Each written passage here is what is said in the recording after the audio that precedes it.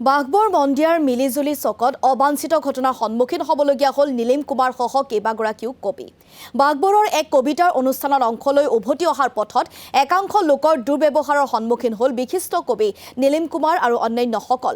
সংখ্যালঘু অধ্যুষিত অঞ্চলটোত সংঘটিত এনে অনাকাংক্ষিত ঘটনা সন্দৰ্ভত ইতিমধ্যে সামাজিক মাধ্যম যোগেও সতৰি কৰিছে কবি নীলিম কুমাৰে। প্ৰতিদিন টাইমৰ কেমেৰাৰ সন্মুখত ভয়ংকৰ ঘটনাৰ বিৱৰণ দাঙি ধৰিলে কবি নীলিম কুমাৰে। গাড়ী ৰখাই পেলাই গাড়ীখন ৰখাইছে, কৈছে আপোনাৰ গাড়ী ৰখাওকচোন, ৰখাওক, আপোনালোক দুজন ল'ৰা এক্সিডেণ্ট কৰি থৈ আহিছে। তেওঁলোকে ক'লে যে দুজন ল'ৰা এক্সিডেণ্ট কৰি থৈ আহিছে। আমি কৈছোঁ আমাৰ লগততো একো হোৱা নাই, আমিতো কোনো ধৰণৰ এনেকুৱা কৰা নাই, গতিকে বেলেগ নিশ্চয় গাড়ী হ'ব লাগিব। তেওঁলোকে নাই নামানে, কৈছে নাই আপোনালোকে গাড়ী ঘূৰাওক, আপোনালোকে গাড়ী ঘূৰাব লাগিব। আমি গাড়ী ঘূৰাব খোজা নাই, কৈছে আমি নাই গাড়ী নুঘূৰাওঁ, আমাৰ লগত একো হোৱা নাই, আমি নুঘূৰাওঁ। তেওঁলোকে কৈছে নাই আপোনালোকে ঘূৰাওক, গাড়ী ঘূৰাবই লাগিব, নহ'লে নহ'ব।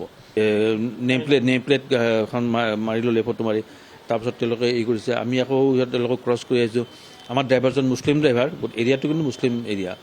আমাৰ ড্ৰাইভাৰজন মুছলিম ড্ৰাইভাৰে কৈছে যে মই মছজিদত গৈ পেলাই লাগিলে শপত খাই কওঁ, আল্লাহৰ শপত খাই কওঁ যে মোৰ গাত একো হোৱা নাই, আমাৰ গাড়ীতে একো হোৱা নাই, বেলেগ কিবা হ'ব লাগিব।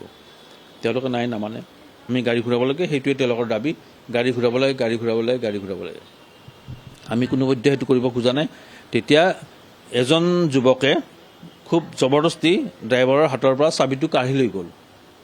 সেই কাঢ়ি লওঁতে টনাটনিত ড্ৰাইভাৰজনৰ আঙুলিটোও আঘাত পালে, আঙুলিটো ছিঙি যোৱা নাই, আঙুলিটো ফাটি গ'ল, কিন্তু ফাটি তেজ ওলাই গৈছে।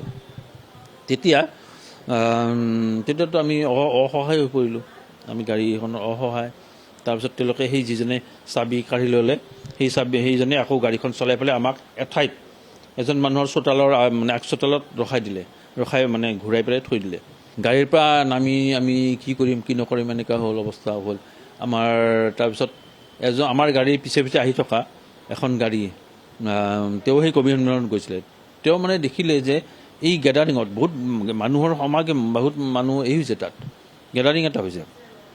তেওঁ দেখিলে এই নীলিম কুমাৰ ইয়াত কিয়, সেইবুলি তেওঁ নামি পেলাই কৈছে নীলিম দা আপুনি কিয় ইয়াত? মই কৈছোঁ এনেকুৱা এটা ঘটনা। কৈছে হয় নেকি? তেওঁ গোটেই বস্তুটো বুজি ল'লে।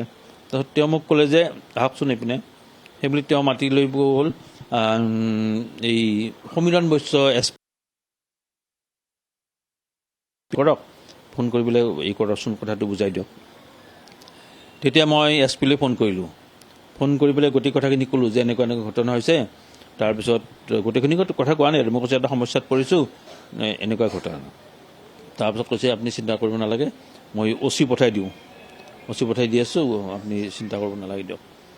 তাৰপিছত OC অলপ পিছতে আহি পোৱাৰ পিছতে OC গোটেই কথাখিনি কিন্তু চম্ভালি ল'লে, মেনেজ কৰিলে,